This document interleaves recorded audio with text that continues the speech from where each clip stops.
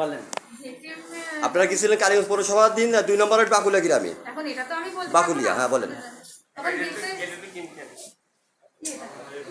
আচ্ছা দাঁড়ান একটু বলেন, কেউ কথা না বলি বলেন। ও ধরছে আমি পাশে দাঁড়ানো ছিলাম ওরে আপনারটা পড়া আর আমারই কোটটা পড়া যেহেতু আমরা তাড়াহুড়া করে আসছি পোশাকটা করতে পারিনি তখন ওর কিল ঘুষি দেওয়া শুরু করছে তখন আমি থেমে গেছি যে এখন তো পরিস্থিতি খারাপ আর আমি এমনি একটু অসুস্থ তখন আমি ওরে ঠেকাবো না আমি তো হাঁটতে পারছি না দেখি ওর অ্যাপ্রন খুলে ওর মানে চুল মুল এলোমেলো করে আর উঠানে নিয়ে কিল ঘুষি চট থাপ্পড় দিতে আসে পরে আমার এসে দুটো ছেলে আমার এসে মারা শুরু করছে আমার অন্যটা সব খুলে ফেলেছিল আমার কোটি মোটি সব খুলে ফেলেছিল পরে টুকাই নিয়ে আমি করছি এখন এই যে এই জায়গাটা লাগছে এটা আমার মনে হলো কি জন্য একটা মারলো আমি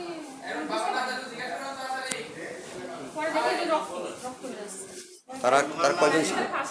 তারা পুরো মানে নারী 50-60 জন। কারণ নাম আর আমরা কিভাবে জানবো? যুবলীগের আসাদ নাকি উনি একজন আছে পাঞ্জাবি পরা ছিল আমার কাছে ছবি আছে আপনারা কোন থানায় কর্মরত আছেন?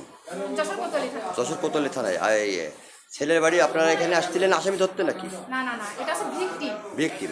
ভিকটিম 14 বছর বয়স প্রাপ্তবয়স্ক না উনারে উদ্ধার করার জন্য আসছে আমার বাবা আসছে আর ভাইও আসছে। ও আচ্ছা আচ্ছা, মানে মেয়ের বাড়ি যশোর, তাই তো? মেয়ের বাড়ি আত্মীয়রা আর যে আমাদের সহযোগিতা করছে যে মহিলা সেও ছিল আমাদের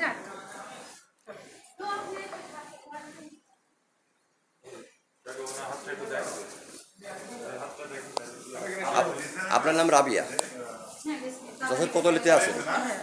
অনেক অনেক ধন্যবাদ।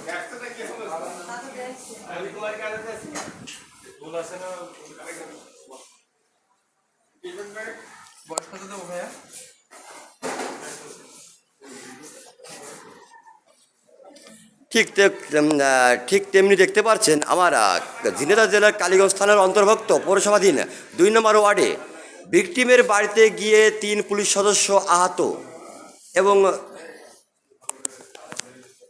ঠিক তেমনি তাৎক্ষণিকভাবে তাদেরকে উপজেলা স্বাস্থ্য কমপ্লেক্সে নিয়ে আসা হয়।